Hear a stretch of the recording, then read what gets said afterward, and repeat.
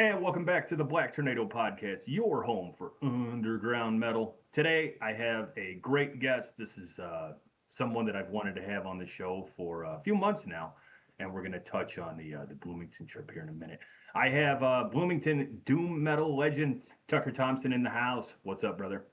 Hey, howdy. Hey, howdy. Yeah, we were chatting a little bit pre-recording, kind of talking about. You guys had just played a show the other night. I watched a clip on Instagram, and you all looked very sweaty in a wonderful gym, which I thought was great because coming up as a teenager, going to my local Eagles and VFW and the Legion Hall, and it just reminded me of home. There's something about playing in like a community center or a gym where all the fucking lights are on. It just makes the show hit different. It doesn't make it feel like as much of a production. I love seeing those videos of like Dying Fetus playing at like hardcore shows where it's just like it's clearly like a big fucking community center or a rec room, and every single fucking light is on. There's no stage lights. It always hits different for me. I love that. Or like when Thou played in a school. I was there. You were there for that? Yeah, at Harmony. Yeah. Yeah, I was there. Oh, that's cool. Yeah, I wasn't there. I just saw the video of it, but I thought it was cool that they were playing in like a school. If you look up Mike's video from that set, because Mike from Omen Killer posted a video of that set of them playing their hooves carved craters in the earth, you can see me on the very, very far left side of the frame fucking losing it because that's my favorite Thou song. Yeah. Oh, that's cool, man. I was just introducing a friend to them the other day. We went out to eat, and I had my Thou shirt on. And they're like, "Oh, what's Thou?" I'm like, "Well, let's fix that right away." Yep. And played about a half an hour's worth of Thou while we drove to get some food, which is like 2 songs. My introduction to them was they did a split back in I think 2008. They did a split with a black metal band from Portland called Leech. Oh, cool. And I was already a fan of Leech at that point because I was like starting to get really into the whole Cascadian black metal thing. Yeah. Fun fact about Leech, the main guy in Leech is Paul Riedel, who went on to start Blood Incantation. Oh, no kidding. Oh, right on. It's awesome. Hell yeah. Very cool. Yeah, so I guess for everybody, a little bit of context to how this happened. If everybody remembers the Bloomington trip episode, which was so cool. I can again talk for hours about how everybody treated me. I was treated so welcome, and your guys' metal scene is so kick-ass. And getting to see all 3 of those bands for the first time, which again, if people don't recall, was The Devil Let Us, Omen Killer, and the Mighty Thorax. And I'm there with AC, and admittedly, I did not know as much about Thorax as I knew about Throne of Iron. I was a Throne of Iron fan previous to coming down. Wasn't all that familiar with Thorax outside of AC basically saying, listen to this album, listen to these songs. And so on my very long drive down, I got a little bit of an education, a little bit of a crash course. And and real quick before we get into that, I just want to say really quick, this episode is specifically for you, AC. So you are welcome. This episode is made. Hi, AC. Hey, AC. Yeah, this episode is specifically made for you. Hope you're doing well, brother. Hope you enjoy this episode. So I get down to Bloomington. I meet those guys, and then we go to the Bishop, which was a really cool venue. I got to meet you. We had a nice Chinese lunch. That was a good time. A succulent Chinese meal. A succulent Chinese meal, yes. And all 3 of you guys absolutely killed it. Every band played great. The crowd was crazy energy. If you go back on the Black Tornado Instagram or just watch that video if you haven't seen it, you can see the crowd energy. It was just perfect, just a perfect show. And AC had said to me later, "Oh, you should get Tucker on because his career spans so long and his knowledge, of like the underground and stuff is so massive." He goes, I bet you guys could talk forever. And I thought, oh, that would be perfect. So anyway, sumimasen in advance for this episode length to everybody listening. Yeah, this is gonna be a long one, man. So grab a beer, twist one up, whatever you have to do, and sit back with us, and we're gonna cover a lot of crap because as anybody knows, if you're a fan of Black Tornado podcast, I tend to go on little side rants, whether I'm talking about how Avril Lavigne created punk rock music, or how That's Wisconsin Death true. Trip. Thank you. Well, at least you agree. Um, or how Wisconsin Death Trip is the best new metal album of all time. I go on little side I rants and don't know little. if I agree with that one. Well, I don't need you to agree because you're all wrong and I'm right. And I don't know. You're on my fucking show, so I'm right. Goddamn, I will die on the hill. That album is fucking amazing. I got into a discussion with new metal with somebody like just a few days ago about how like that genre doesn't actually exist because all the bands in it sounded so fucking different. Yeah, it's more of like a subcategory. It's more of a date and time versus a Yeah, genre. yeah, it was kind of like a dating protocol for Yeah, what was happening. if you were a heavy band in this time frame, you were new metal. I don't care Yeah, if you're Slipknot, Korn, Mudvayne, you're new metal, all of you. yeah, it doesn't matter if you're Deftones or System of a Down. None of those New fucking metal. bands sounded similar. No, none of them. Yes. How does Slipknot sound like System? They don't. And that's something that like I actually I got into a Twitter discussion a few days ago about Slipknot where they were like it was just insane that a band like this was playing on late night cable in 2001. And Yeah. it's just like people wrote them off. Like I'm not the biggest Slipknot fan, but Mick Thompson has an immolation tattoo. Hmm. Like those guys know ball. Right. Well, what was it? Sid was a huge Mr. Bungle fan. Yeah. Um, like they know their stuff, and they're very talented musicians, whether you Mhm. like Slipknot or not. Well, Um, it's like it goes around to you don't know what all music somebody listens to.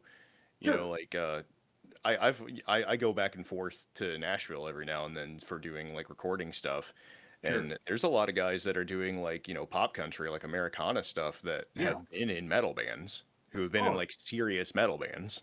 yeah. Well, I think even a show like this where I promote, I always promote underground heavy music. I always say if you got good riffs, bring them and I'll put you on the show. But Yeah. like my record collection, one of my friends gave me, and I think it's the best compliment. He said my vinyl collection looks like a blind man threw records in a box Hmm. because it's not all just metal. I've got early hip hop stuff. I've got almost every Waylon Jennings album. Buddy Guy. I have a little bit of everything, and I think it's important not just as a musician but as a music enjoyer that you should branch out as much as possible. I was listening to bluegrass all last week. Just I went down this rabbit hole where I'm like, I don't know enough about bluegrass. So I was listening like the Osborne family and stuff like that. Not the the other Yeah. ones. Uh, The other one. yeah, not Ozzy doing bluegrass, which would be great, by the way. Um, but yeah, I just like to get into different genres of music, especially ones that I'm not familiar with. I will say I don't like anything EDM. I tried, I don't care for it. I've never heard EDM that I liked. I've heard a lot that I like. I just I never. It sounds like Transformers fucking, and it's not my cup of tea. Sometimes I'm in the mood for that. Sometimes I think if I had the right accompaniment that maybe it would work for me, but I tried. I didn't get into it. My other guitar player in Throne of Iron, Corwin, actually just won an award for an independent film that he scored. And one of the assignments for that project was that he had to write basically a J-pop song, and Okay. he was wholly unfamiliar with J-pop. And he was like, "Well, I'm gonna hit up the one guy I know who actually knows like a fair amount about J-pop." So he fucking fires me off a message like, "Send me like a top 10 so I can try to dissect what the fuck is going on here, so I can reverse engineer a J-pop song for this thing." And he won an award for that. And he's Wow. actually scoring the sequel for it right now. The film is called Spoiling You. It is Okay. it's a horror movie about a guy who gets obsessed with like an ASMR YouTuber, and then Ooh, hey, things go Blood in the very Cornfield. bad. Yeah. I tell the title and where we can find it again. It is made by Hex Horror Media, and the film is called Spoiling You. Okay. Let me Can double we check that find? just to be sure. Yeah. Let's see if we can find that on Just to be their sure. I want to make website. Blood in the Cornfields, that might be right up their alley. Yes. Spoiling You is an independent psychological ASMR horror feature film supported and associated with Lowry Brewster's Hex Studios / Hex Media. So the film is called Spoiling You. It just came out, and it is produced and distributed through Hex Studios and Hex Media. Nice. All right, Mark and Ivy. Hopefully hopefully you guys get to check that out, and maybe that's something right up your alley. Real quick plug for them, since I'm talking about them. For all your horror movie needs, they're another Indiana-based podcast, Blood in the Cornfields. Check them out for anything relating to horror. They do touch on some metal sometimes, and they do true crime, which I love their true crime episodes. Those are my favorites. And yeah, Blood in the Cornfields. Check them out. All right. Did a plug for my friends. Now we can carry on, because why it wouldn't be Black Tornado if I wasn't shouting out my buddies. Yep. All right. It has him listed on IMDb. Music department. Nice. Corwin Deckard. Nice. All right. Awesome. Yeah. Blood in the Cornfields. Check it out. Maybe you guys can do something with that, and I'll just be happy knowing that I helped. That's what Black Tornado is, man. I'm just happy I know I helped. Yes. All right, Tucker, dude. There's like 100 things. There's like 100 bands to cover. So I found Throne of Iron. I actually didn't find that through a person. I found that on my own. What I used to do, and I still do it, but I used to spend 5 hours a day. I would spend 5-6 hours a day on Bandcamp. That's a great place to find us. I would just click. I would just click and click and click and click.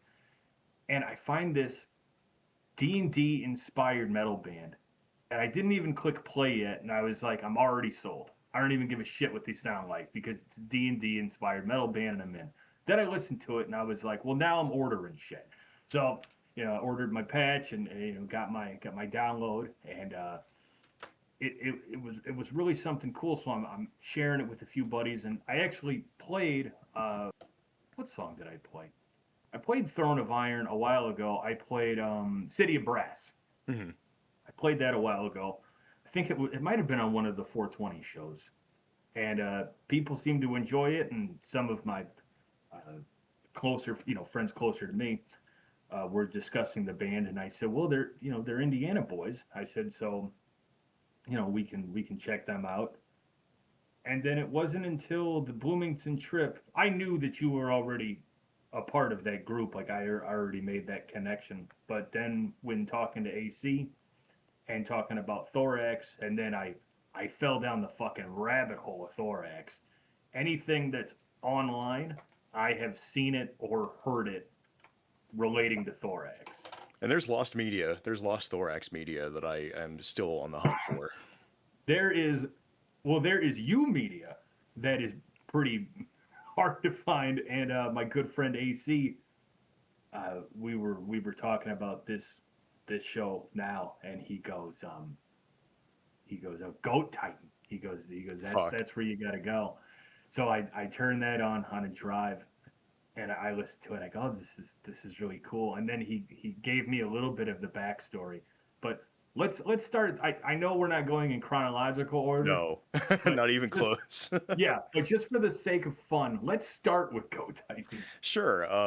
So the story with Goat Titan was that there was a band from the Vincennes, Indiana area that I was friends with because of Thorax, called Rollick. They were like a progressive thrash band. Super fucking cool music. It's imagine Megadeth with a better singer, and like even more bizarro riffs. They're a really cool band. I've been told that they have an album that they're putting finishing touches on. I really hope that's for real. But their guitar player Ruger got really fucking sick. I think he had strep throat or something, and they had a show in like 3 days. So Devin, the bass player, who I'm still pretty good buddies with, he messaged me saying, hey, Mason, the drummer, and we're wanting to just make some fucking like disgusting, terrifying sludge to just like make up on the spot and like improv it to play at this gig, and we want you to play guitar and do vocals. And I was like, I mean, I don't have anything going on this weekend. So the show was on a Saturday. I get off work on Friday, pack my bags, pack my amps, drive down to Vincennes to hang out with them, and we wrote the 3 songs in the Goat Titan demo, and then recorded it that night, and then burned a bunch of CDs in the green room at Rhino's, which was an all ages place in Bloomington. Burned the CDs on my fucking laptop in the green room, and then like I had origami paper sleeves to put them all in, and then like gave them away for free. And it was like us and 2 metalcore bands. So like, and this is back like at the very tail end of the whole like Christian metalcore thing. Okay. So Goat Titan being like an overtly confrontational and like satanic coded sludge band was a hilarious last minute add-on to that bill. And like we, you know, all of our demos were gone at the end of the night, and it was just disgusting. Like I think that we were all like actually punching each other on stage, like full force punching each other during the set. That's awesome. It was just like overtly confrontational. I think we only played 2 shows. The second one, Mason was actually sick, so Ruger, who is no longer sick, took over playing drums for that, and it was a nightmare. It was so much fucking fun. Yeah, I listened to that demo, and you can feel the chaos behind it. It's cool that was all done essentially one day on the fucking fly. It was. I think we wrote and recorded everything in like maybe I don't know, fucking 5 or 6 hours, something like that. Crazy. That is fucking cool. It was fucked up. And this is before like it was like everything was being recorded into Audacity off of like just like a mixer. No, it wasn't even through USB. It was through the fucking mic input. So we couldn't change levels and anything after we tracked. So we would record like a minute of something and then tweak the levels a little bit, and then we would do it again. And then it is just an absolute blown out fucking mess of a recording, but it's so fucking good. Yeah, I think if it was recorded properly, it wouldn't capture the same magic. No, not even close. You know, it had to be recorded that way for it to sound right. That is cool. All right, let's give the people something to listen to, because people have bitched and complained before, so I'm not going to let you bitch and complain now. We're going to listen to this. This was if I'm not mistaken, this was re-recorded. This Thorax song we're about to listen to. Yeah. So the original was done on our 2011 debut full-length Wall of Spears. This is the title track. We decided, because we have a new lineup, we're going to re-record some of the older stuff just for funsies. And this is the re-recording that came out just this year. All right, check it out.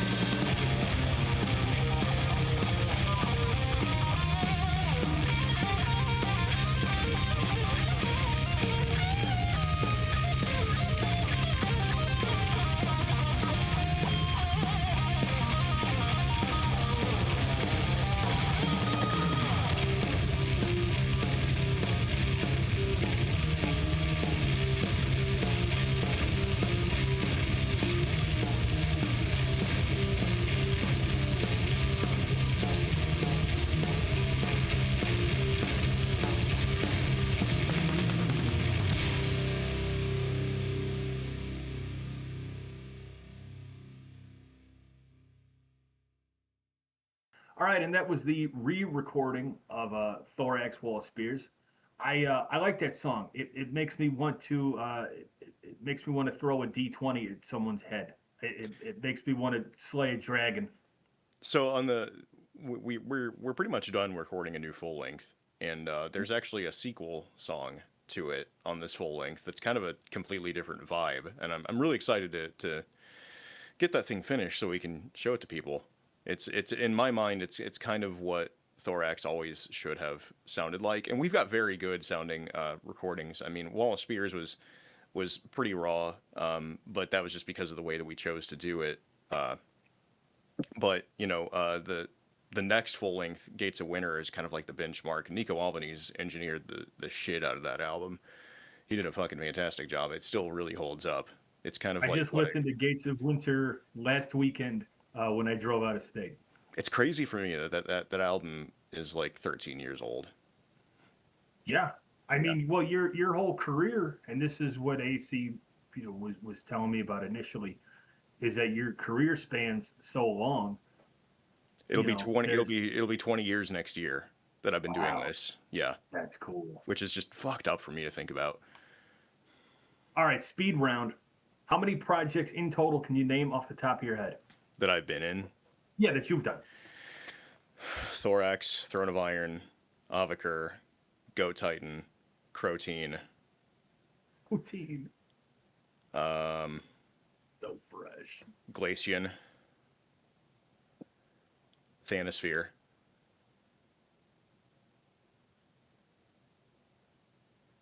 So I think 7. But that's pretty good. I've got 2 others in the tank that I've been working on low key that I don't count those. Fair enough. I want to take a side note. I want to talk about Croteen for 2 seconds. I haven't had the chance to listen to it yet, but you said it's Always Sunny influenced grindcore band. It's every single song is a different Always Sunny episode. We have it's grind, so I mean you could say it's an album. There's fucking like 13 songs on there. And it's the whole thing is like fucking less than 20 minutes long. It's called King of the Rats, and it is Nico Albanese and I wrote and recorded that in about 8 hours. The whole thing. The whole fucking thing. Nice. 8 hours. That's cool. Yeah, we just both had a day off work, and he had his studio at the time, and he's only expanded it since. We wrote and recorded those songs in 8 hours. Played a bunch of shows as a 2-piece with me doing guitar and vocals and Nico doing drums. And we inserted ourselves into places that we shouldn't have been, basically. Like, we were playing battles of the bands at places in Bloomington that had, like, like more, I don't want to say normie music, but definitely music that is way more conducive to getting people to come out to a bar on a Tuesday night in a college town. And then we, injected ourselves in the fucking middle of it, being horrendous and heinous and loud and fast. That's awesome. I would bring a barbell with me, and I would like curl 135 during, like, just let my guitar feedback and just fucking be curling 135 at the front of the stage. Fucking dumb. We did some really, really fun shit. The last Croteen show was at one of the Doom Room field days in Lafayette. And I don't remember playing that set because I also competed in the Beer Olympics that day. Nice. So I was actually blacked out. I remember having to get somebody to help me set up my amps, and that's the only time that's ever happened. I don't make a habit of getting blasted like that very often. So it was such an outlier for me. Yeah. That is if any video of that exists, please send it to me. There's photos. I don't think there's video of it anywhere though. I've looked. We were going down the Tucker lost media wormhole. There's all kinds of shit that's just gone forever. Sure. I think AC even touched on that when we spoke too. He's like, for everything that does exist, there's a lot of stuff that doesn't. There's a shitload that doesn't. Like the videos of the first ever Thorax show. They did exist, and now they're gone. I don't know where they went. They are they're in the fucking ether. I have no fucking clue where they went. To give you an idea of how long I've been doing Thorax, I'm 35, and the first Thorax show was a talent show at my high school when I was a senior. Nice. So, Been at this for a fucking minute, and it blows my mind to think about it. How did you know? So you started this in Thorax was essentially formed high school, correct? 2007, I was 16. Okay. How did you know? This is a question I've been curious about. One, how did you know that you were going to stick with that name? Because you never changed it. You've had it this whole time. Yeah. So how did you know that that was the right name? And did Thorax always sound more or less the same from high school to now, or has the sound evolved? Changed, I should say. So, question the first. The name came from, and the unk among us will understand where I'm going from this.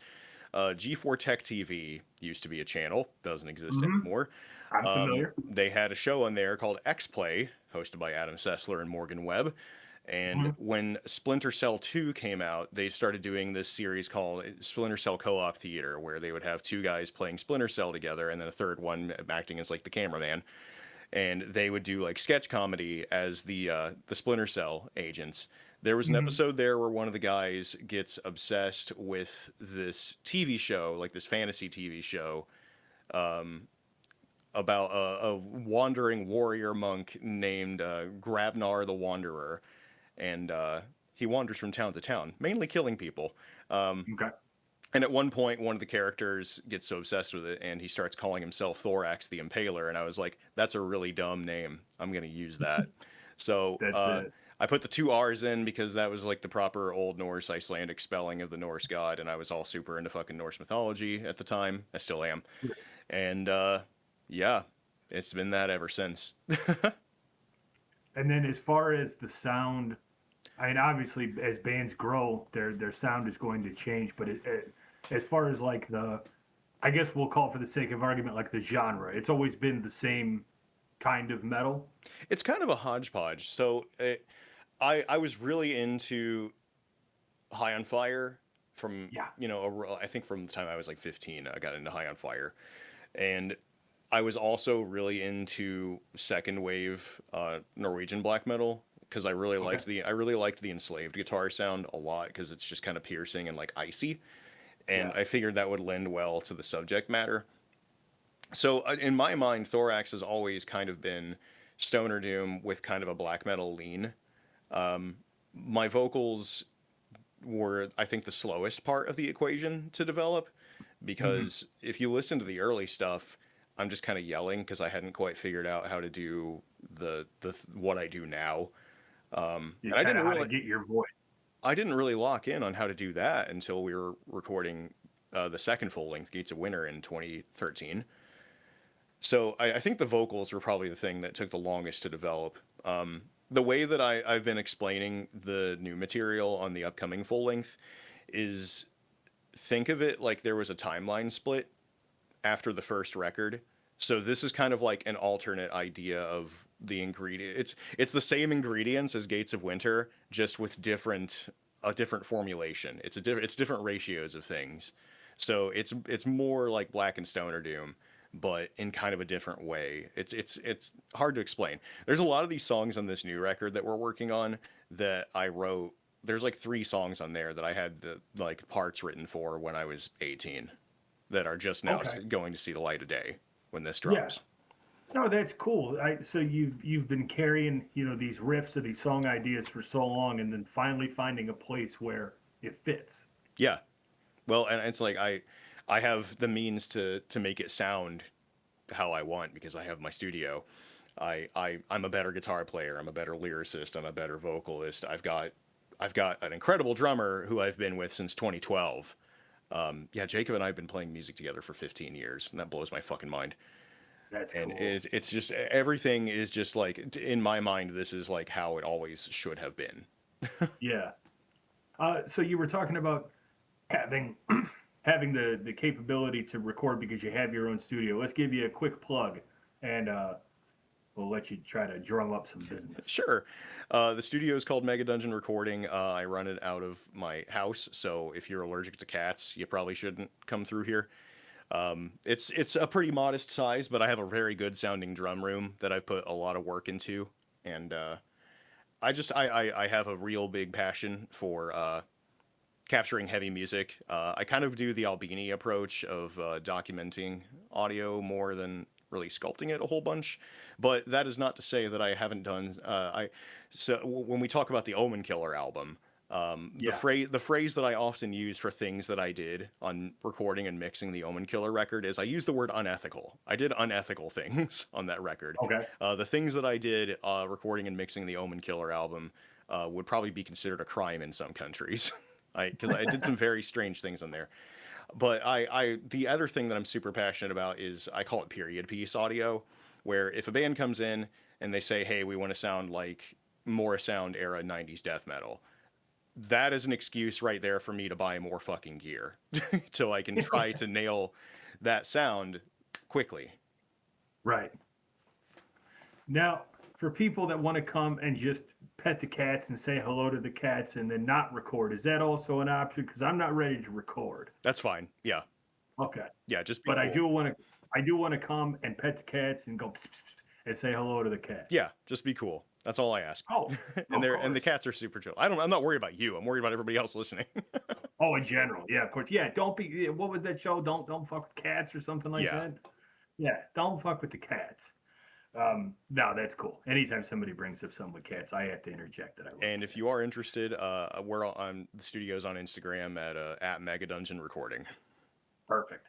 Yeah. So if you're in the Indiana area, or maybe you just want to travel, maybe you don't care if you're not in the Indiana. The other thing that I have done quite a bit of is I do remote mixing. So if you are somewhere else in the fucking country or in the world, and you send me your tracks to mix, I am also thrilled to do that. I love recording more than just about anything else, but maybe one step below that is mixing. I just a few months ago finished up mixing the new Ezra Brooks album, which is like it's arcane sci-fi classic heavy metal, and that guy lives in Finland. And then let's see, the new Mason Chain record just dropped on No Remorse Records. I played a guest guitar solo on there, and I recorded the drums because the main guy in Mason Chain, David, lives in Sweden, but the drummer lives in Nashville, Tennessee, so he's only like, I don't know, 3 and some change, maybe 4 hours away. So he came up for a weekend, and we tracked drums for that. Cool. Let's go back a little bit to the Omen Killer record, because I had those guys on a while back. Listen to that album. I love it. I think going back to that Bloomington show real quick. I mean, talk about a lineup. Everybody absolutely killed it. It was a great night of really heavy music. And so when I had the Omen Killer guys on, they sent me the album. I probably listened to that album probably 5 times, and I think it's awesome. So, do you have any interesting anything interesting to say about the recording process? I know you said you did some unethical things to record that album. So the recording went relatively quickly. I think we did the drums and the bulk of the guitar and bass in one day. And then Jeremy and AC came back and did some guitar overdubs like a few weeks later. But it went relatively quickly.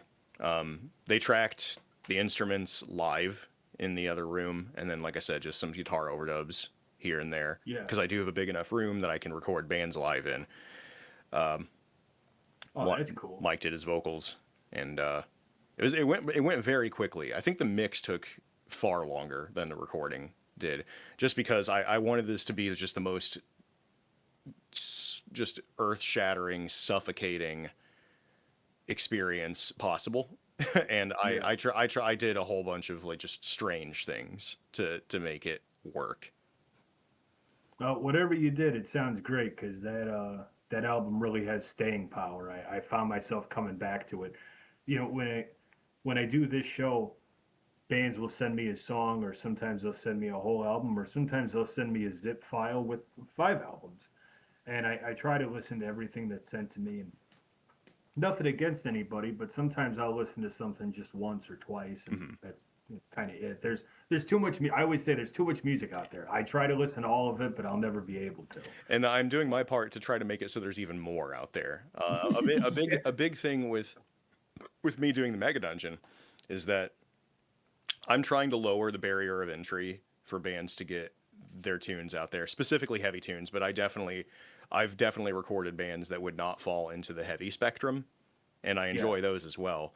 But my heart is definitely with heavy music, and sure. I always tell people that with this studio is I'm trying to kind of to bridge the gap between the $1,000 a day recording studio, like pro commercial space, and Right. your buddy who has a MacBook and GarageBand in his dorm room. And I'm not knocking either of those things because they both have their place, and there are Grammy albums that were recorded with fucking GarageBand in a dorm room. Like I'm not. Sure. But what I'm trying to do is trying to bridge the gap between there. So you have the comfort of it, it's in my house, but I have, dedicated control and live rooms, and I've built this entire fucking thing out. So you're getting some simulacrum of the pro recording studio experience in a setting that is a little lower pressure. Because I that's the big thing that I've found is that if you can get musicians together in a low pressure environment, you just get better results. If you're not, a dick and you aren't trying to push them out of their comfort zone within reason, then you're going to get better results. Like I've heard horror stories from bands that I've worked with of engineers that are like very difficult to work with, where they are so very locked into the way that they like to do things that anything outside of that is just it's an immediate like cortisol spike, and they're just unpleasant to be around after that point.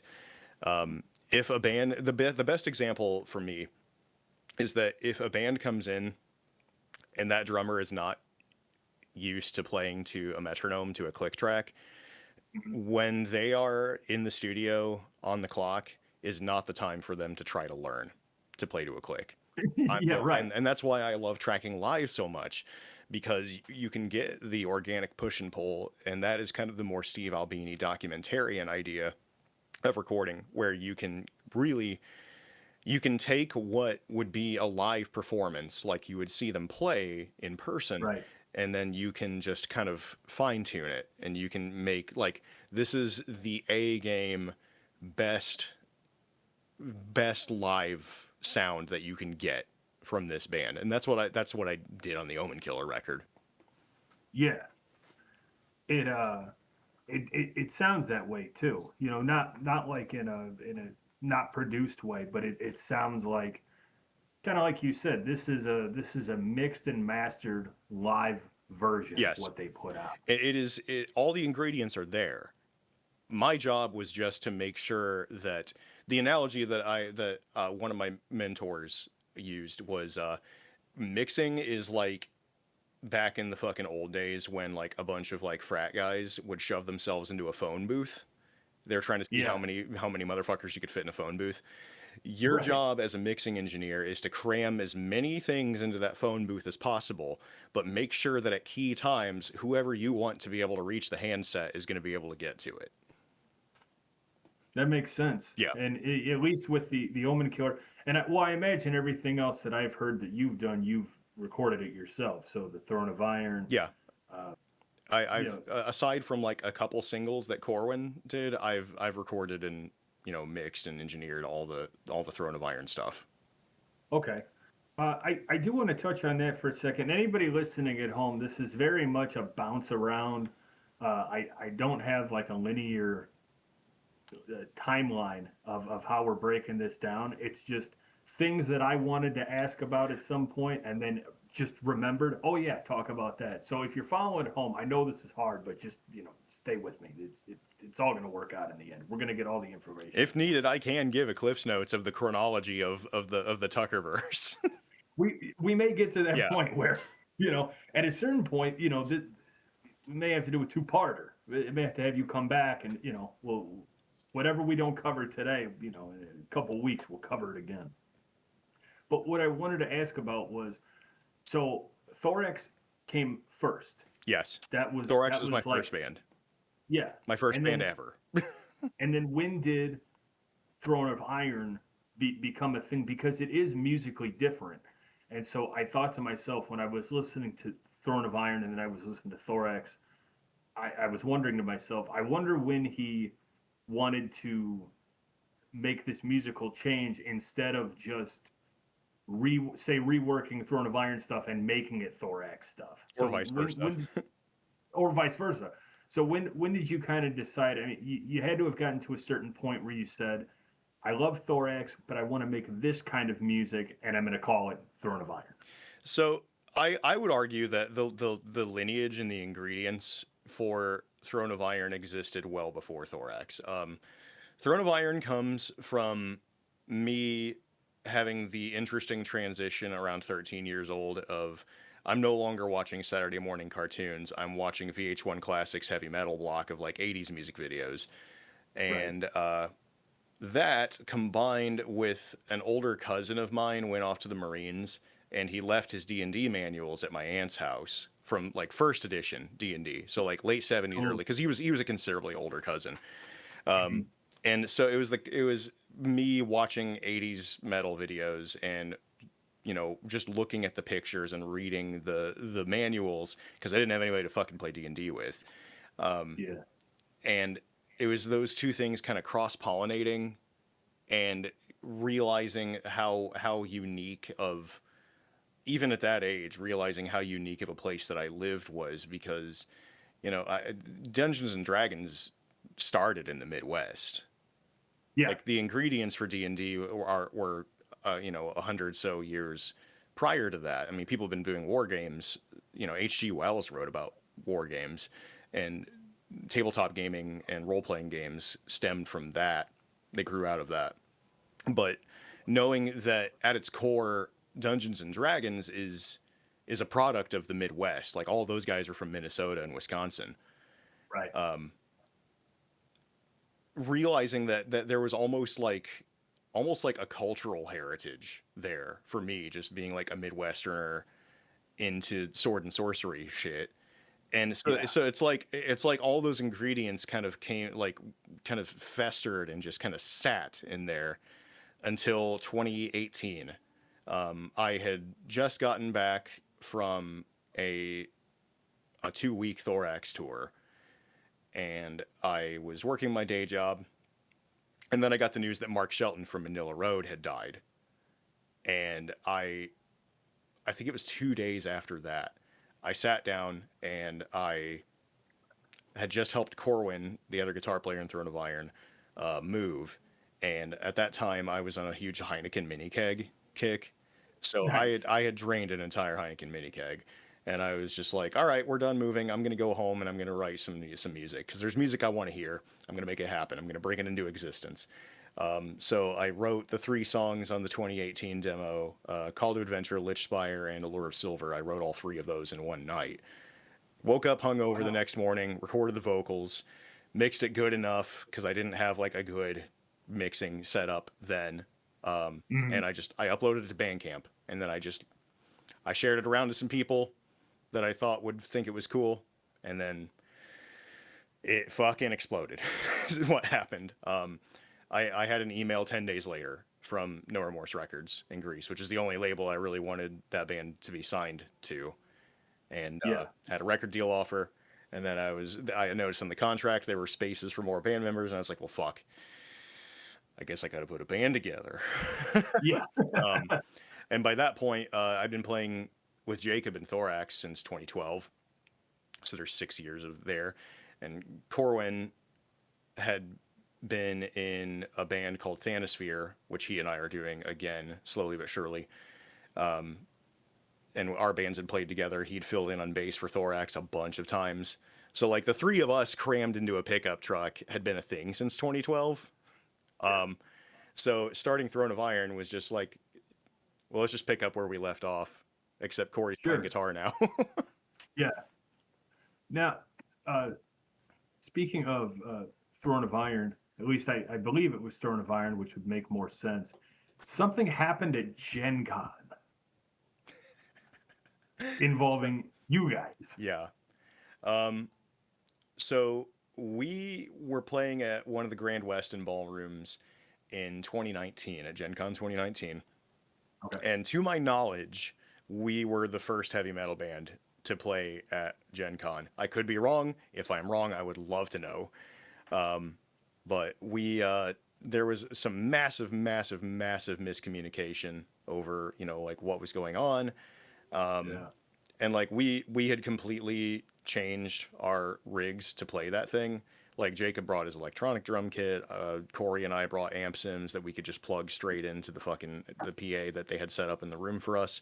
You could have Sure. talked over us, but there was a huge miscommunication over our time slot, and people complained about noise, even though we literally could have turned down more. It was just Right. a bizarre, mismanaged experience, and I think that either we have been cursed or Gen Con has been cursed ever since, because Gen Con flooded this year. Well, Gen Con flooded. Didn't they flood a year prior to that too? Maybe. I don't. Yeah, I don't know. unless I'm thinking of another con, but I know one convention had rain this year, and then they also had rain in the building either last year or the year Yeah. prior. Nothing to do with their own fault, just heavy rain, and water's going to find a way. Yeah, water finds a way. And every single time that we have tried to set up an event around Gen Con since has been cursed. It has not happened. Something has happened to kneecap those events happening. Now, this is my question because I've never, as much as I want to go to Gen Con, I know that I'm not financially responsible enough to go to Gen Con, so I don't. Uh, what other kind of music would they have? Because to me, I think metal fits everything. Yes. I think if you're going to have a football game, you can have metal music. If you're going to have a Gen Con, you're going to have metal. Metal fits everywhere. What other kind of music? Like, you guys couldn't have been the only band, correct? There was other bands? If there were, I was unaware. But Okay. I mean, like, 'Cause I've definitely heard stories of, like you got groups of people like cosplaying with like mandolins and stuff walking around there, like you're doing the roving band of, minstrels type thing. yeah. But I've never heard of, before us, because there had the Goth Rockers, who are they're themed around the orcs from 40K. They played Cool. they played Gen Con a few years ago, and they got shut down too. Really? Yeah, you'll have to pick those guys' brains out what happened there, because I don't know What the story. what kind of music is it? Like thrash metal. I had to assume Yeah, it it's was like something Warhammer 40K orc thrash metal. that's awesome. Okay, I'll have to when this is done. Well, I'll wait till I do the editing because I'm going to forget the name, but I'll remember during the editing. I'll have to check that out because that sounds fucking awesome. I love when there's metal bands with like a fun theme, like in 40K orcs. That's sick. Oh, thank you. Yeah. Yeah, I will. Are they still? Do you know? Are they still active? Yes, they are. Sick. They're very, very kind gentlemen. We've tried with them a couple years to get shows set up around other cons, and it just has never shaken out, and it breaks my heart because I would love to make that happen. Dude, a bunch of metal, like, nerd-centric metal bands all playing cons together. And they go nuts. Yeah. Owlbears played cons. Owlbear is another band that we're buddies with. Speaking of D&D themed power metal, they're far better than us. I want to now I need to make like a Magic the Gathering sludge metal band, and we'll whip something up. We'll all get thrown out of Gen Con together. Yeah, like a family. Yeah, that'd be fun. That's the ties that bind. We've all been thrown out of Gen Con before. Oh, that would be sick. So Gen Con is either cursed or you guys are cursed. We're not 100% Something about that time frame. I'm not sure what it is. Someone is cursed. I think the more likely thing is that we are cursed.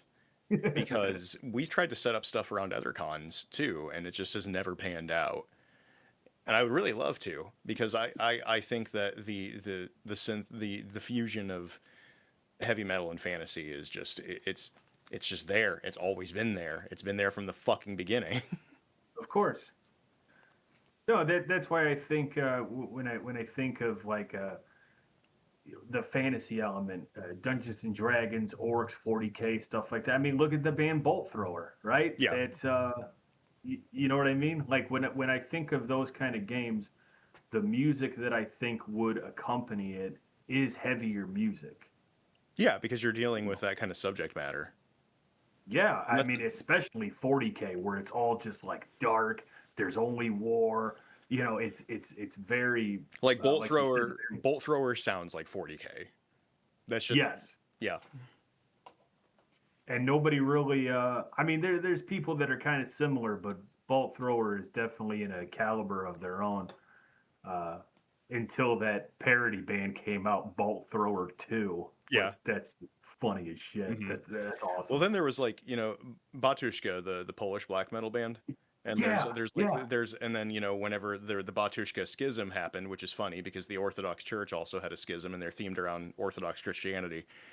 yeah, And then there were tons and tons and tons and tons of Batushka knockoff bands. And yeah. I loved most of them. I love anything that's a knockoff band. I love the balls on somebody to go, we're Bolt Thrower 2. Yeah. Just We're not a different. they're not even trying to be overt. Like like Groza, the German black metal band Groza, that are just like Mhm. straight up like a Migwa ripoff. Yeah, They're even named it, after a Migwa album, and they wear the face coverings and they do the whole fucking thing. And it's just like, yeah. just call yourselves Migwa too.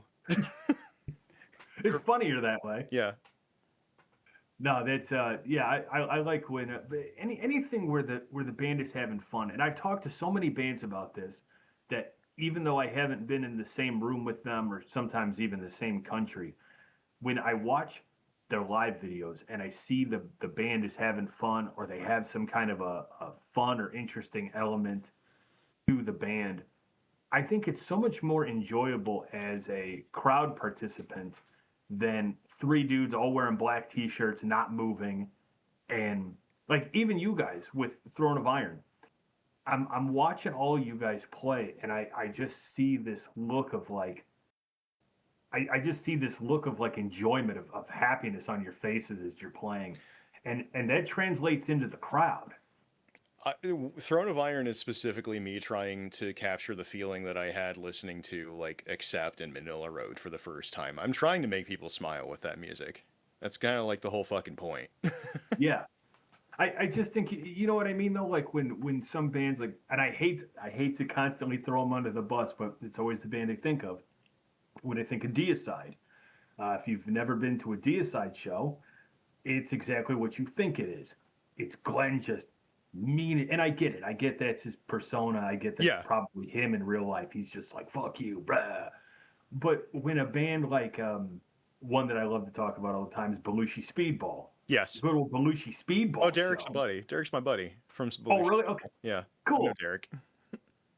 When Belushi Speedball plays, you're like, this is the most fucking fun I've ever had in my life. Yeah. Because the band's having fun, the crowd's getting into it, and it's just a lot of fun. You could say the same thing about Guar. You go to a Guar concert, and it's a lot of fun. It's fun energy with a ton of gratuitous violence, but it's fun. I do think that super serious music does have a place, but I think there's a way that you need to be approaching it to where it doesn't turn into self-parody.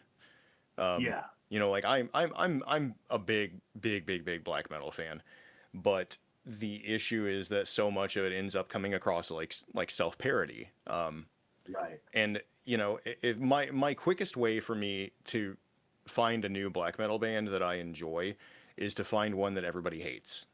If all of Yeah. if all of these grumpy, crusty ass dudes don't fucking like a band, I'm probably gonna love them.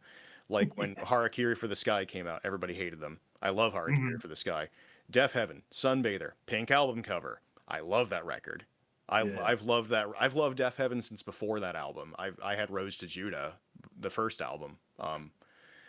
Wolves in the Throne Room. Everybody shit on Wolves in the Throne Room. Wolves in the Throne Room are one of my favorite black metal bands. Hold on, wait. Okay, I just want to cut you off for 1 second because you had messaged me and you had mentioned Wolves in the Throne Room. I got them at complete random. I don't remember the record store I was at. Yeah, you walk into I'm a big vinyl collector. So usually when I walk into a record store, I have an idea of what I'm looking for. I go, okay, the new, whatever, the new Cannibal Corpse came out last week. I don't own it yet. If they have the new Cannibal Corpse, I'm going to pick it up. But then in the middle of picking that up, I find a bootleg of Eminem's Infinity that he pressed on cassette and sold out of the trunk of his car, but somebody pressed it on clear vinyl, some Nice. bootleg pressing. So I have to leave with that because I didn't even know that existed. So forget Cannibal Corpse, that can wait. I'm at a record store. It was near the Fort Wayne area. That's all I remember. I think it was called the Wooden Nickel, if I'm remembering correctly. I could be wrong. Somebody in the area, maybe you know. I didn't know what to look for. The new Nails was out, Mm-hmm. and so I grabbed that on CD because I have every Nails, fucking Yeah. everything Nails. I got it all. And the guy saw that I was holding it, and he goes, "What are you looking for?" I says, "I really don't know. I'm just kind of poking around." I said, "I wouldn't mind leaving with something that I'm unfamiliar with, though, based on your." He had like an old Sepultura KSAD shirt, so I'm like, "Okay, this guy, Yeah, this guy knows well. This guy's going to send me in the right direction." And he hands me the Wolves in the Throne Room album. Was it their second? It's the second album. The second one is Black Cascade. No, the second one is Two Hunters. I have to look and get back to you. What color? What color was the cover?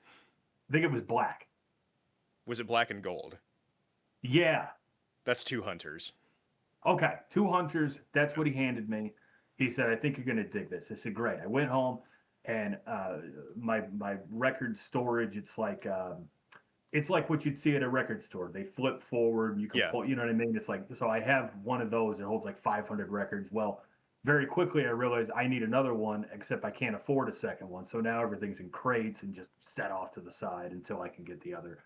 And one of the crates is all the records that I've bought that I haven't listened to yet, because everything in my collection of 1,000+ records, I've heard everything at least once. And that sat in that crate for so fucking long. I just never got around to playing it.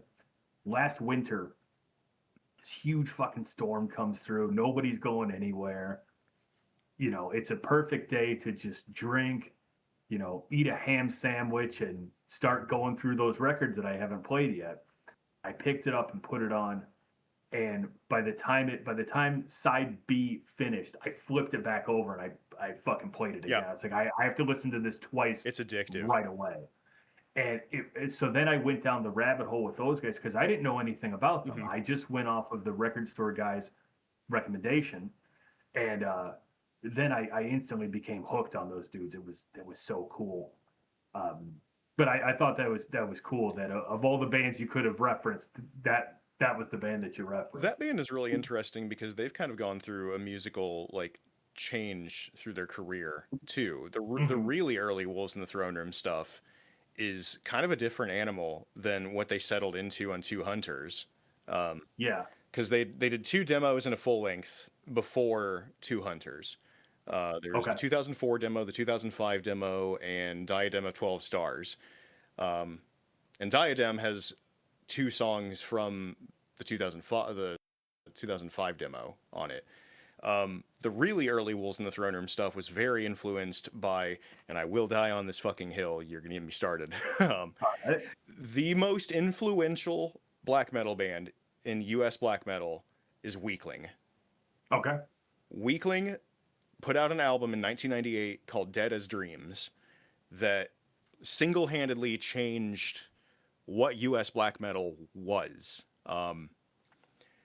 If I had to try to put a kind of a descriptor for what they sounded like on that record, because it's the only one they ever put out, it's like take Emperor's to the Anthems to the Welkin at Dusk, their second full length, make the songs 25 fucking minutes long and make them exhausting.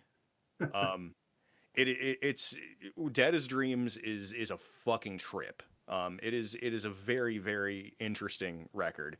And I in my top 3 of favorite black metal records, I'm thinking it's probably number 1. Okay, cool. I'll have to check it out. I always tell people on this show, I like black metal. I'm not very versed in it. So every year, Amanda from Kurthroth, we do a black metal show where we play 5 black metal bands, and then we sit there and bullshit about those. Last year's show was really cool. If you didn't hear it, it's all UK black metal bands. Mm-hmm. That was not its intention. It just ended up being that most of the submissions were from the UK. And then I said, fuck it. I love theme shows. So let's make, it's already a theme show because it's Black Metal Black Friday, but let's make it a UK edition. And so last year was all UK bands. So I'm not as familiar as I should be. And again, I like black metal, but I lean more towards like sludge, doom, stoner, Yeah.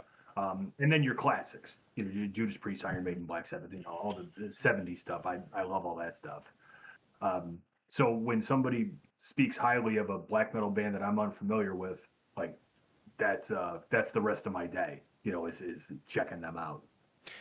John Gossard, the main guy in Weakling, Hmm. he went on to form a sludge band called Asunder, Okay. and they're also very good. Yeah, I'll have to.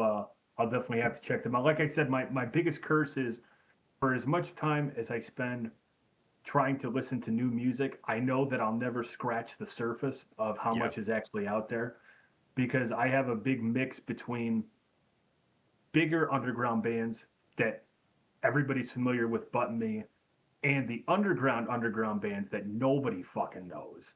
Yeah. That these guys get 15 Spotify viewers a month and I'm one of them. You know what Oh, I mean? I can talk to you about forgotten Indiana metal bands. Well, I'll tell you what, if you can get the wave files or the MP3s for some of this stuff, I'd love to do a show like old school Black Tornado, just Indiana stuff. Yes. If you can get the files, let's fucking do that. There's some gems. There's some bands from the Indiana metal past that are unfairly forgotten. I just remember being a kid, and I talked about this on one of the wrap up shows. Coming into metal in middle school for me, like, well, not coming into metal, but coming into local metal, uh, we had uh, we had the American Legion, and every Friday it was like $3 or something to get in, and you'd have five, six, sometimes seven, you know, Indiana bands, or sometimes, you know, band from Illinois or Ohio or something would pop over. But for the most part, it was Indiana guys. Most of these guys you went to school with, or they had just graduated, you know, so they were a couple years above us or whatever. And it really made me appreciate how strong our scene at the time was because every Friday, like clockwork, like your parents knew what you were doing on a Friday evening. Yeah. They You're were at the Legion.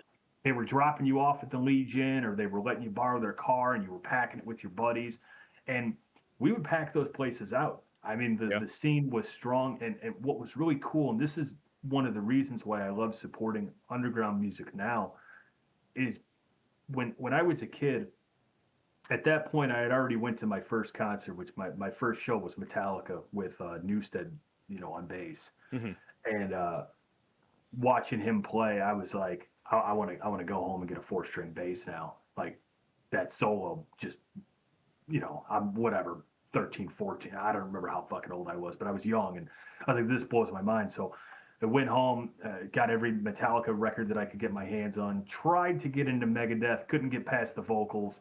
I have seen Megadeth multiple times. None of it was because I bought a ticket to see Megadeth. It's the same thing with Five Finger Death Punch. Like I've been subjected to Five Finger Death Punch. You have endured Five Finger Death Punch. Well, I've been in the beer line while Five Finger Death Punch was playing many a time. Well, fun fact, if you're ever seeing Killswitch Engage and you're in the beer line, there's a chance that Adam D from Killswitch is probably going to come out and play guitar next to you because he also wants a beer. I've seen him do it. Awesome. I saw Killswitch once. I didn't know very much about them.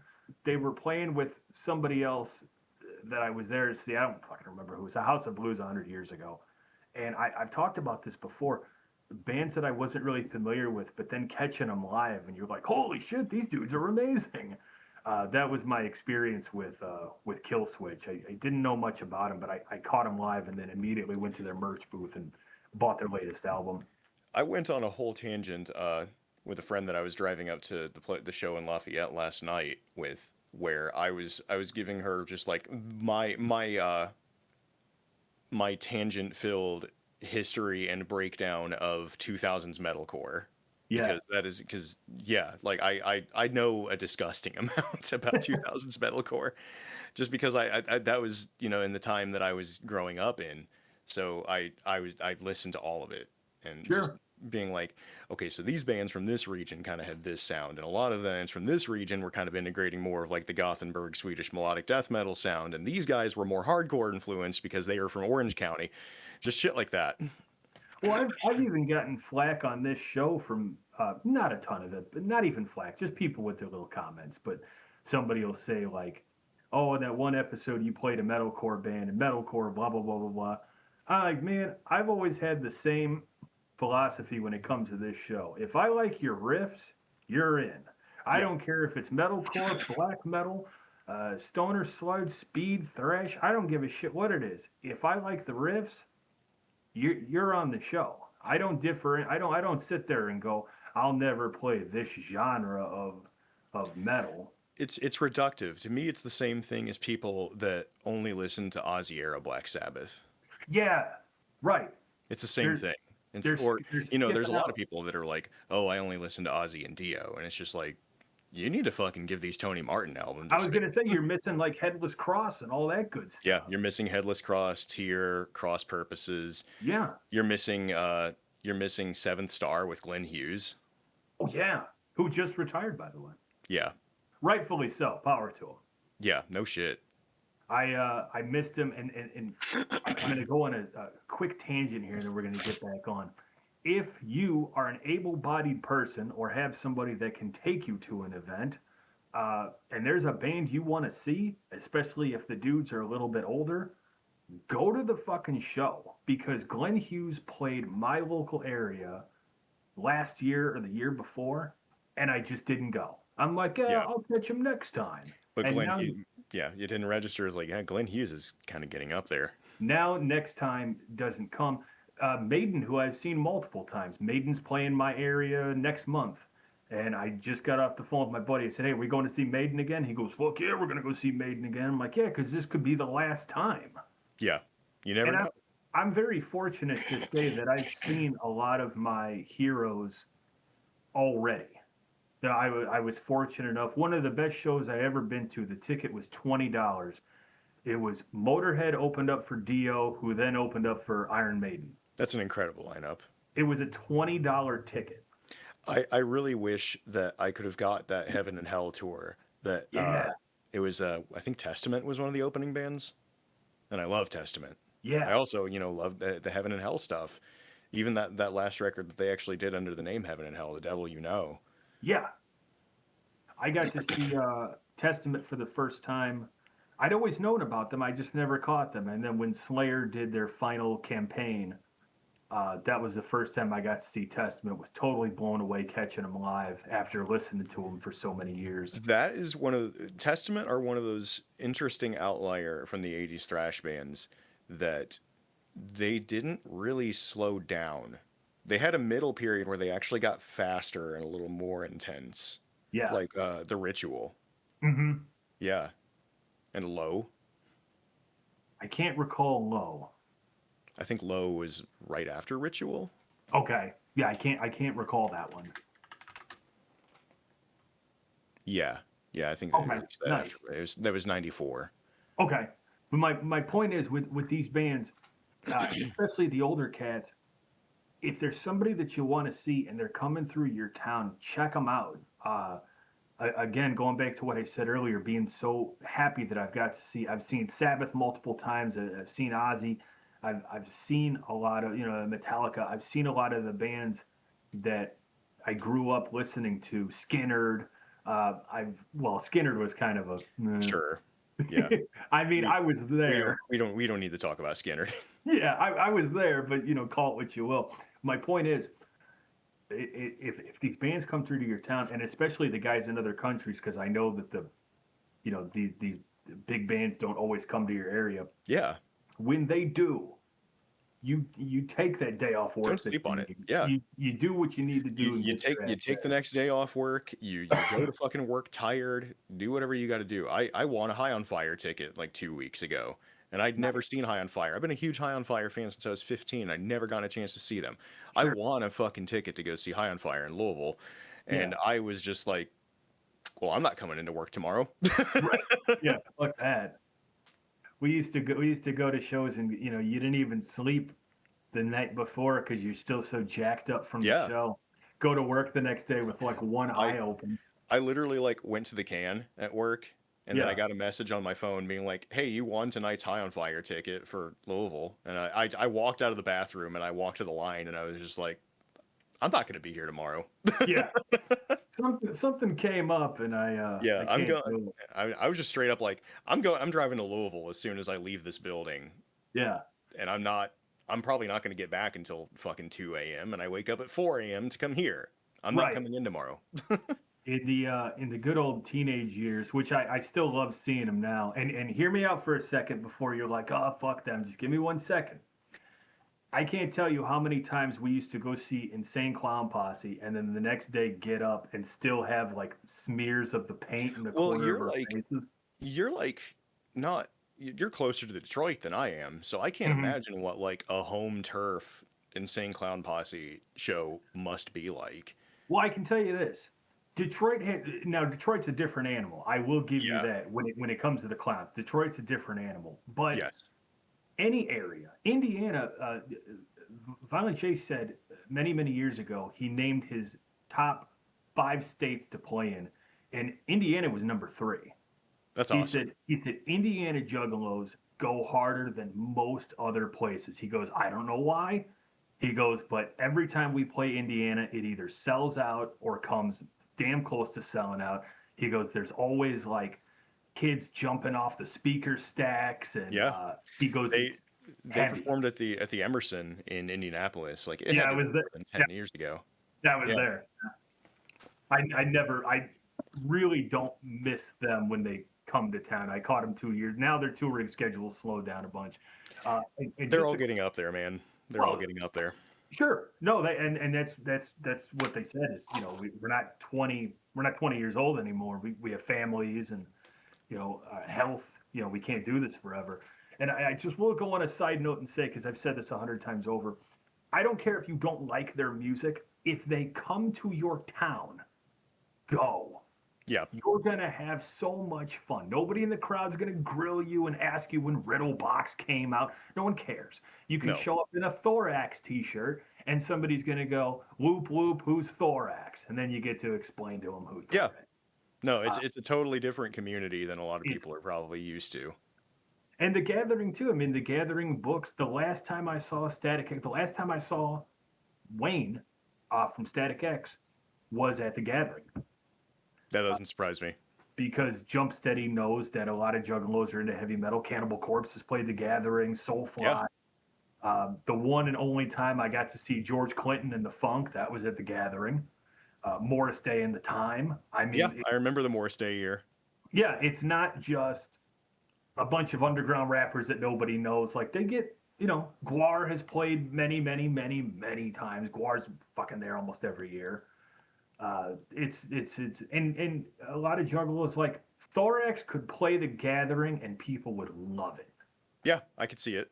Belushi Speedball played and everybody loved it. Yeah, they were just like, this is fucking amazing. Bah. Fear Factory played, and a quick story, and then we're gonna take off from this. But Fear Factory's playing, and I'm getting the vibe from the crowd that not a lot of people know who they are. There were some hardcores right at the front barricade. And then there's just like the casual cats, and people are like, who's Fear Factory? What is this band? Blah, blah.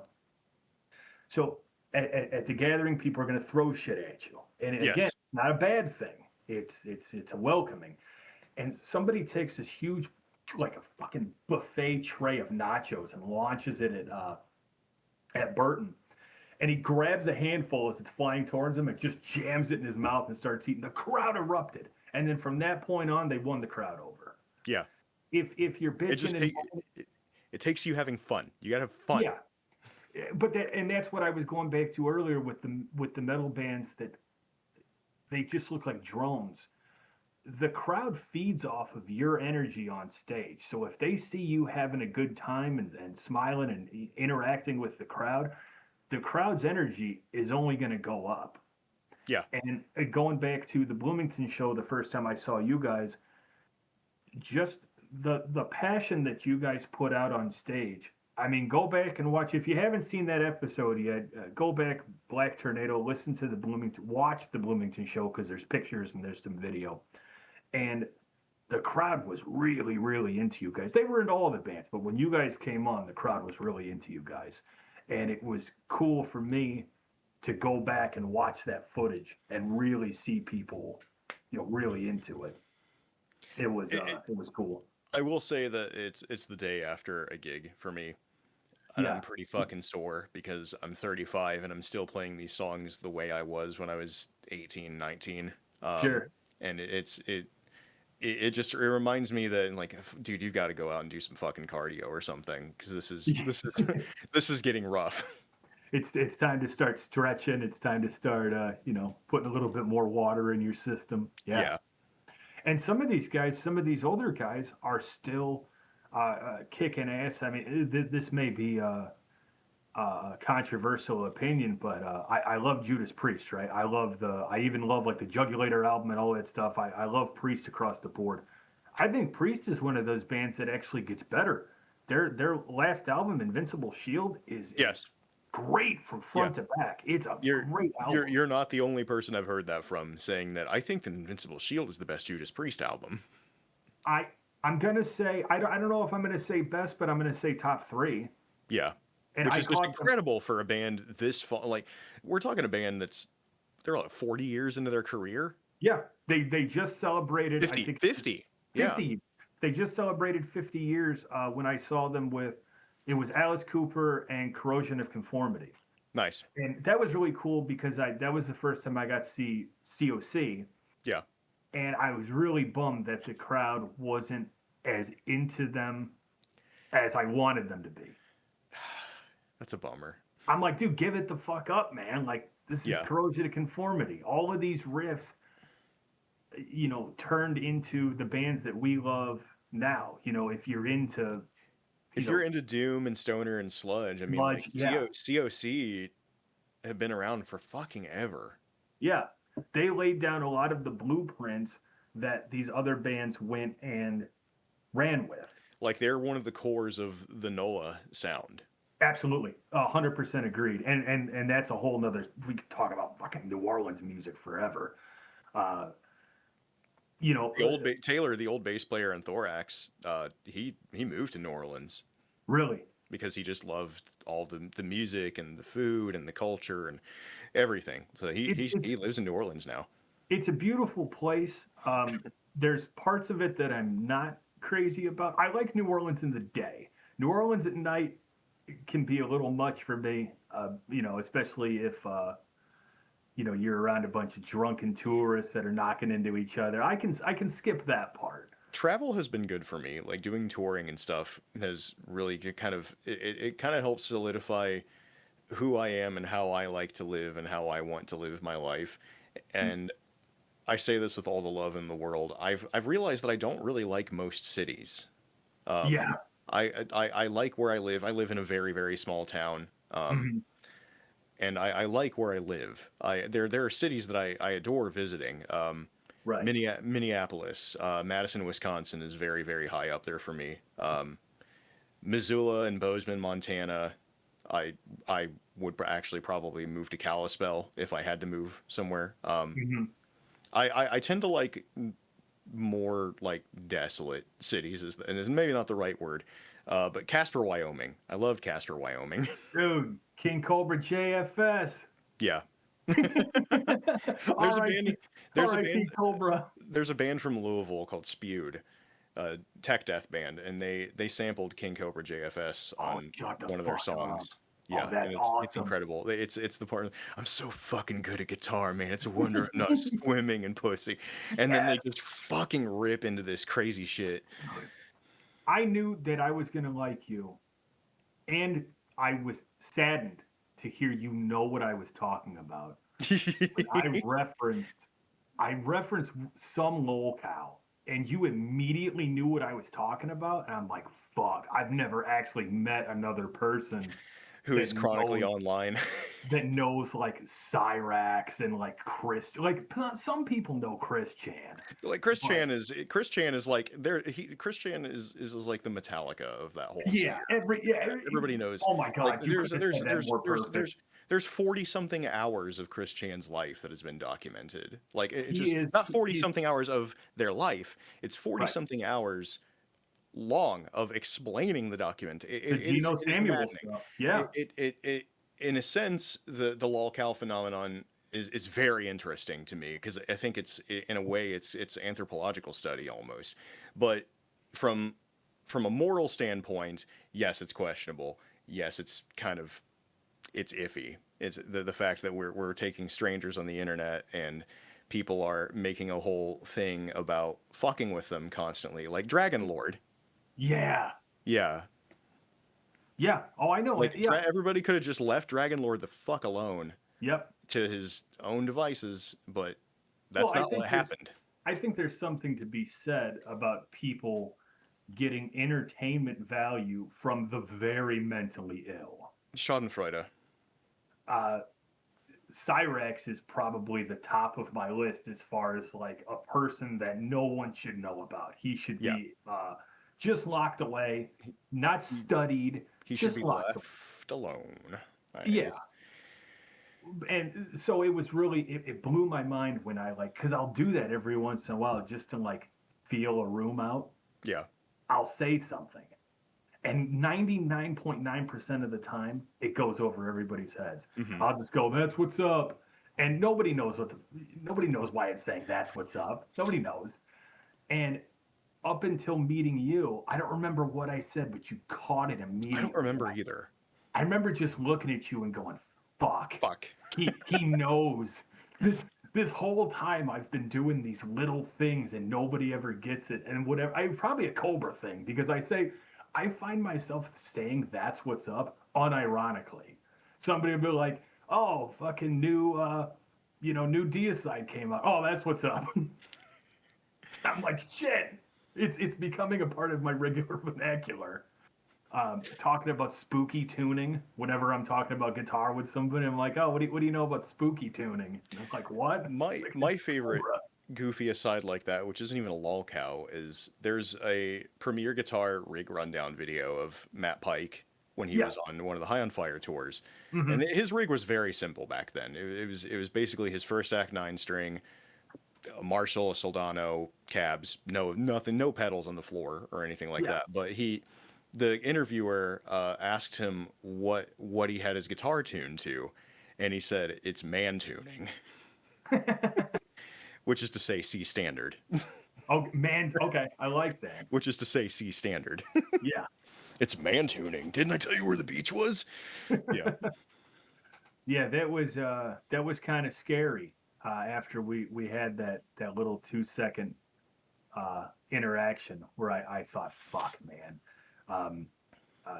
David and I, one of the things that bonded us was that we're both really into the Whack Pack, the Howard Stern's Whack Pack. Oh yeah. And so Beetlejuice and Bigfoot and all those guys, Richard Christie, in the comedy. Which is insane that Richard Christie's been on that show so much. Here's what's insane: outside of, and I don't mean this negatively, but outside of the Howard Stern universe, even though he was in Death. And even though he had all these other great projects, Richard Christie isn't really discussed when you're talking about metal drummers. And that blows my mind. I know. That he isn't discussed more. Listen to Sounds of Perseverance. It's ridiculous. It's insane that he is not mentioned in the same breath as Gene Hoglan. Thank you. That's exactly what I'm getting at. Thank you. It just blows my mind. You talked about all these places that you liked touring and places that you liked playing shows. And you've been doing this for so long, you've got to have some good ones. Any good show highlights? There was a year that Thorax played Rocky Mountain Riff Fest in Kalispell, Montana, and there was a year that Throne of Iron played. And both of them were magical experiences. Kalispell is right outside Glacier National Park. In Montana, and it's the most beautiful part of the country to me. It's just these huge snow-capped mountains and massive, super clear lakes and pine forests. Western Montana is basically fucking Skyrim. It's beautiful there. Yeah. The year that Throne of Iron played, Corwin injured his knee really badly, like 3 days before. Mm-hmm. and there was a concern about like cabin air pressure changes, like fucking with his knee cartilage and like, Oh yeah. really, really fucking it up. So, the Rocky Mountain Riff Fest is put on by a band from Kalispell called Wizard, Wizzerd. They're Mm. like a stoner rock band. You don't And say. and Jalen, the frontman for Wizard, I told him what was going on, just kind of like venting, bitching about it. And he was like, "Oh, well, I mean, I already know like a lot of the songs from Adventure 1 on guitar." Mm. So, like, with 3 days' notice, Jalen was filling in for us at Rocky Mountain Riff Fest. Nice. And that kind of thing has happened before. There was another time Throne of Iron was playing Rapid Fire Fest in Charlotte, North Carolina, and Mm-hmm. Corwin got food poisoning, so he couldn't make it down. Yeah. Because at the time he was still living in Chicago, so Okay. we were all down in Bloomington, living in Chicago, and he was just like, "Dude, I can't even make the drive to Chicago from Chicago to Bloomington, let alone Bloomington to Charlotte." And Right. there was a big group chat with like all of the other bands that were playing, and I was just like, "Man, you're not going to see us in peak form," because at the time we still had a bass player, a human bass Mm-hmm. player. I want to say that we had a human bass player, and we were just like, "Yeah, we're gonna have to do this as a 3-piece." And what happened was this crazy organic thing where 4 different guitar players in that group chat, each of them learned like a song or two apiece, and we just rotated them out throughout the set. And Oh, cool. I made a whole big show of it where I'd get a D20, and I'd be like, "All right, who's gonna play guitar in this next song?" And I'd roll it and be like, "Okay, Chris, it's your turn." Yeah. Oh, that's cool. That's going back to that show. That was something I thought was kind of funny. Is between The Devil Let Us and Omen Killer, I was like, not much change. Like even the gear and everything. Like Yeah. So it was the quickest band to go from one to the the next. bass cab was Dave's, and the guitar cabs were mine. Oh, that's right. Because I remember during setup and sound check, you were talking about how you're like, I already have this. I already have these big fucking amps already ready to Yeah, go. and those are the same ones that like Owen Killer tracked their record with. I think I can't quite remember. I think they might have used those on the record. Oh, okay, cool. A, a side note, we talked about this really quickly, and I don't know, maybe to you it's not that big of a deal, but I find it very interesting. That Thorax banner that you had hanging up on the show, you've had that forever, right? I hand painted that in 2010. Yeah. Yeah. And so I imagine every time Thorax plays, that's the backdrop. If there's a place for us to put it and we have the time, if we're not on a huge time crunch, yeah, I'll go up there and hang it up. Yeah. I just think it's cool that something like that has survived for that long Yeah. and been moved and been hung up and been taken down so many times that it still looks like it's in really good shape. And for whatever reason, that stuck with me. Like, man, he's had that banner this whole fucking time. I just Hmm. think stuff like that is cool when you can hang on to something like that for that long. Yeah. I mean, I tend to like try to hold on to things as long as I can. Maybe that's a character flaw in some aspect. I mean, I still have my first amplifier head sitting over here. I still have my first cab in the recording studio. That's cool.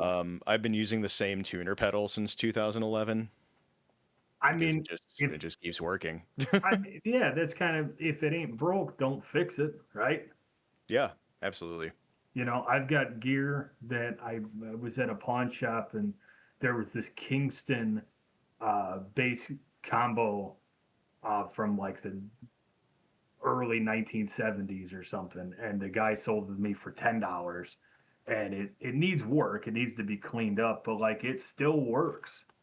And so why would I get rid of a perfectly fine working amp? Yeah, I mean, Thorax has been using the same bass head since 2010. Yeah, Every bass player in Thorax has used that head. damn, that's cool. It's a 1980 PV Mark III bass 400 series, and it just sounds correct. It's exactly it's the sound. It's a to me it's a core component of the sound of Thorax is that bass head. Yeah, I saw a video because you'll do videos just talking about different things online. Like you'll talk about the recording studio, or you'll talk about your guitar. And I'm really into gear. I actually just went through a huge purge where I had probably 35 different pedals. Some of them were the same thing, so I'd have like 5 fuzz pedals, or I'd have Yeah. 3 OD pedals, or whatever. And um, I just got my first multi-effects unit, which is the HX Stomp, and I like Yeah, how those are great. easy. I like how easy it makes everything. And Especially if you use the desktop editor. yeah, oh, I don't try to do messing around with the unit. I plug it into my computer and do it that way. But don't get me wrong, I still love pedals. But I got to the point where some stuff had dust on it, and I said, man, if it has dust on it, that means that I'm not using it enough. It means Yeah. I can let go. So I went from 30, and I'm probably at like 15 now. So about half my collection went. And I sold some bases off. Same thing. Base is sitting in its case. Case has dust on it. Means I'm not playing it. Why am I not playing it? Because I'm playing this other bass because I like this one more. So collection has kind of gone up and down and everywhere in between. But when you were talking about that guitar of yours, you said you got it on eBay and that it needed a bunch of work, and that you put the time in to fix it up and get it where, you're comfortable with it. And you've had that for how long now? I got that guitar, my 1973 Guild S100C, for those who don't know which guitar we're talking about. It's a 1973 Guild S100C, so it's kind of an offset SG shape. It has acorns and oak leaves carved in it. So cool. I've Now, had that it. came that way. Yeah, that's what the C in S100C stands for. So like Oh, the standard S100 is what Guild calls the Polara now. yeah, that's what Um, I got. Yeah. yeah. So the Polara was originally a name for just the S100 in a white, and Okay. the S100 was just like the catch-all for that shape. But the C stands for carved. Um, Cool. I've had that guitar. I think I got it in 2013, Okay. and I'd wanted one since I was 16, because I had a guitar encyclopedia that my mom got me for Christmas one year when I was like 14 or 15, and Yeah. they had a picture of an S100C in there, and I thought it was just the sickest shit. So I got it in on eBay in 2013, I think, and Okay. it was completely fucked when I got it. It had been sitting in an attic in South Texas for at least 20 years. Um, the the faceplate of the headstock was gone. It was just gone. Mhm. Um, the It didn't have pickups. It didn't have a bridge. It didn't have potentiometers or knobs or hardly anything. Mhm. And I took it to my live sound mentor, who he did some luthier work, and he was mostly an electronics repair guy when he Mhm. wasn't doing live sound. So he put about 3 months of work into it to get it playable, and then I just abused it because it was already fucked up, and I actually Sure. split the neck on it. So I didn't play it for years. But Yeah. I started this job that I have now, and I took it over to Nick Romy at Arden Instruments in Bloomington. Mhm. And Nick actually went to school, like he went to at a university level to be a luthier. So Wow. Cool. Nick got it back together in incredible shape. And that's the thorax guitar in my mind. I've used other ones, Yeah. but that's like the one. That's the one you come back to. Yeah, and that's like in great like museum condition. That's like a fucking $4,500 or $5,000 guitar, and I got it off of Wow. eBay in really fucked up shape for like 150. Nice. I just think it's cool when you have something that you can put, your personal spin Yeah, on, and you've had this history with it, it's for so long. it's one of the handful of guitars that I will never sell. It is not for Sure. sale. It is never for Yeah. sale. I have that. The only bass I own, I will never sell. It's a 1983 PV Patriot bass. Oh yeah, I know the Patriot. Yeah. I'll never sell that bass. Yeah, it's basically those two. I mean, I wouldn't want to sell my main one for Throne of Iron, but Sure. No, that's. I was curious when I saw the carving. I thought, oh, maybe he gave that to a carving buddy, or maybe he carves Nope. and did it, but it came that way. Okay, Factory cool. stock. And it was really funny. When I just got it back from getting put back together and playable, I posted on a couple forums that I used to be a member on that I don't even know if those forums exist anymore because half of them don't. And I got an email from a guy named Hans Maust. And Hans is a Dutch guy who wrote a book about the history of the Guild Electric Guitars, and Really? he had some questions about that guitar. He wanted like a picture of the serial number faceplate on the inside of the control cavity and all that shit. And because he was just like, I'm really curious about this guitar because Yeah. the finish on mine is unique. It's a very dark finish for what they were, Yeah. because most of them were like a lighter wood grain, transparent finish, and Right. they called that finish Nature Boy when they were doing it. Okay. But the one that I have is a walnut, so it's pretty dark. Yeah. And he told me after I sent all the information that he had only ever confirmed one other one of those visually. Wow. And it was the same. It was the next number sequentially in the serial number from mine. Huh. Yeah. So mine is 91713, and the other one is 91714. Okay. And he dug through the records of what he could find from Guild, and he said that the walnut finish is like the third rarest finish that they ever did on a guitar. Wow. There, Cool. I think he said there were only 12 that they ever made in that color, and then Yeah. the next rarest was like red, and they did like 8 in red, and they only did 6 in black. Okay. Yeah. Oh, that's cool. It's a very interesting guitar. It's got a super skinny neck on it. It's super light, but it sounds like a fucking hammer. It is insane how resonant and how dark this guitar is. I know that from firsthand experience. He's spitting facts. Yes. Now the neck, you said you split it. Was that a bolt-on neck or a through? It's a set neck, so it's like SG Okay. style. Gotcha. Okay. Okay. Yeah, but I split it down the side long ways, and Nick Romy was able to put it back together. Oh. Okay. Oh man. That's cool. I love talking gear. I could do a whole show where I'm just interested in everything from, what heads people use and why. I have a lot of amps that I've regretted selling, and I have a whole Sure. bunch of amps that I never should have sold. Jacob, Yeah. my drummer, was giving me shit yesterday over ones that I Mhm. had sold. And it's a common thing, and like that it was good if the drummer noticed, and it's just like, man, Right. you just really haven't fucking sounded as good since you got rid of, your Butchers or your VTM or your Laney GH100L. Yeah. And you're sitting there like, It's like I punching fucking know, yourself. I fucking Yeah. know, Jacob. Yeah. We all make mistakes, Jacob. Yeah, we can't all be fucking perfect like you beautiful Yeah. man. Yes. Props to Jacob. I haven't met you, but props to you, sir. Yeah, this was cool, man. I do want to wrap up with my favorite question. This is one I like to save for the end because sometimes it's a thinker. You said you already have your answer, so there you go. What is your favorite piece of gear and why? My guild, my 73 guild. Yep, Just that because would make the most sense. I've got the most history with it. It's a guitar that I wanted for years before I finally got it.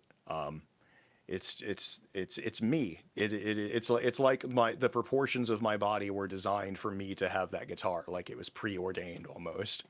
Yeah. No, I totally get it. I know where you're coming from when you grab something and it fits you. Close second would be my main Throne of Iron guitar. Close second Okay. to that one, and that's a BC Rich Prophecy Mark II Ironbird. I think the Ironbird is the coolest fucking guitar shape. Just actually any star shape, like Yeah.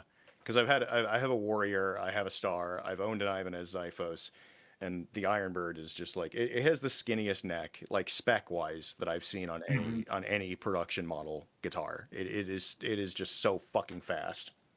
That's what Joe Bench bolt thrower. That's what she Yeah, used. she always used Ironbird bases. Yeah, it's a unique shape. I always wondered how a case works for something like You have to get a much bigger case than you would think. right. I got like an Explorer style case for mine, and it fits pretty nicely. But I would think something like a base case. yeah, it doesn't have to be that big. Like I have an Explorer, like I said, I have an Explorer case, And and it fits. it fits totally fine. Okay, cool. Interesting. But with the Yeah, well, bases, I mean, I don't know. You might.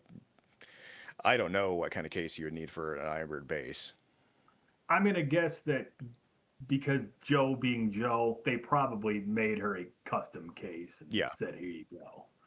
Uh, I'm sure they have the ability to make her a case, or maybe she went out and found somebody that makes cases and said, "Hey, I have this funny looking, funny shaped base. Yeah.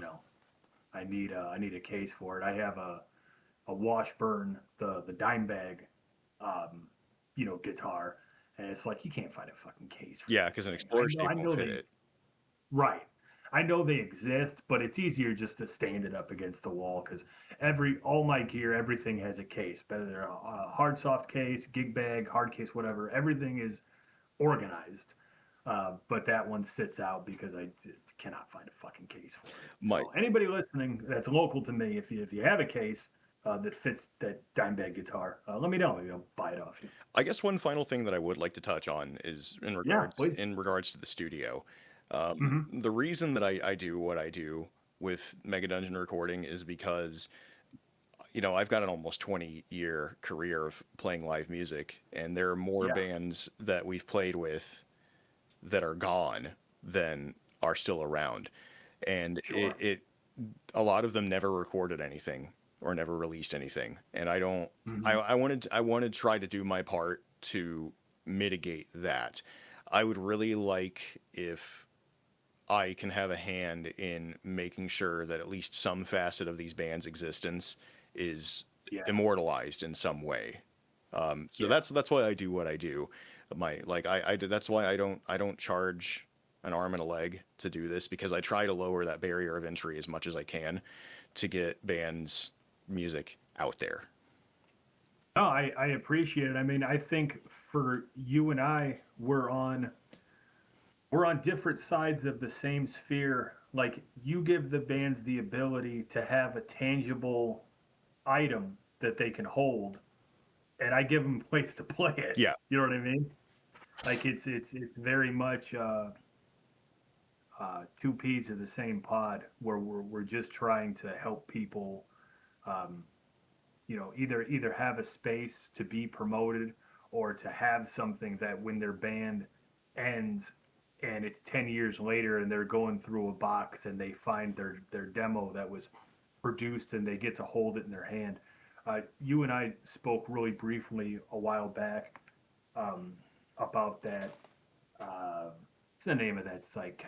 I keep wanting to Kanaki. say Konami. Kanaki, Yeah. yeah, where you can get your CDs pressed up for next to nothing. Yes. And I went that route, and that project was it's just bass and drums. So I hadn't used the site before. I didn't know how it was going to work. So I said, well, I'm just going to order 6. So my drummer has 3, and then I have 3. Yeah. And it's just one song, but it's just cool. Like I keep one opened in my truck, and I listen to it every once in a while. But it's just cool to be able to hold it in my hand and say like, I got to write, record, get it mixed, and then actually press it. And now all that work it can be held in my hand, Mhm. and it's just really cool because obviously like years from now when it's nothing but a memory, at least it's something that I can hold on to. Yep. It's online. It's like Bandcamp, YouTube, But and that. servers crash and hard Yep. drives decay. Hard drives Yeah, fail. and MySpace gets wiped and everybody's profiles are Yep. gone overnight. And like To hold it in my hand is just cool. living in a college town like really put that in perspective, and like playing music in a college town. Yeah, Because it's just like, man, this band was awesome, and then like the guitar player graduated and he like moved back across the country, and now this band doesn't yeah, fucking exist anymore, and they never recorded anything, so I can't show people who weren't there to see them play yeah, live how fucking yeah, great this band was. yeah. There's nothing out there to send them a link or burn them a CD There's or nothing. something because it never happened. It never happened. And like at the time, maybe somebody didn't think to video it and put the set on YouTube even, so it's just gone. Sure. It's just in the fucking wind. And how many tapes have been lost? The micro VHS tapes that you convert later. Like Yeah. how many of those got damaged and destroyed? that have How maybe a band's only set. how many of them like were, fucking accidentally lost in a move or destroyed in a move? How many of them, like somebody had a speaker too close to them, so the magnet wiped Yeah. the fucking tape? Sure. How many of them were over recorded with Simpsons episodes, Yeah. 7 o'clock Fox? I mean, you just, it's so easy to lose this material that to us, living here in Indiana, these underground bands that we grew up with that we saw when we were young, the other side of the country, you go to California or something, they're never going to know that these bands ever existed. And to us, they were just like pivotal to our musical journey. Yeah. But in other countries and other states, even the next state over, people have no clue what you're talking about. And I Like when like I to be able to share. when I tell people that, hey, the best metal band to ever come out of Indiana was Lawbringer from Washington, Indiana, and they're like, who the fuck is Lawbringer? And it's like, well, their Yeah. shit's on Bandcamp still, Yeah, thankfully, but even then, there's a barrier of entry. sure. And you have to also find people that are willing to really give these underground bands a chance, which is, my whole goal with this is again, it started with just Indiana and then kind of spread out. And so now a band from Germany will send me something and it's a couple kids in a garage. And Hmm. I'm like, oh, the riffs are fucking nasty, dude. Like this sounds good. And oh, you guys are 15, 16? Like that's kick ass. And then for me, obviously being a small show, I put it on my show and they feel like they just, got played on the Carson show. They're like, oh, this is like a huge thing for us. So everybody kind of gets that good feeling of like somebody found us and helped us get out there. I get new material to play. And then when people message me and go, oh, that German band, those guys kick ass, and now I follow them, and now I'm supporting them. It's like cool, man. The circle completes itself.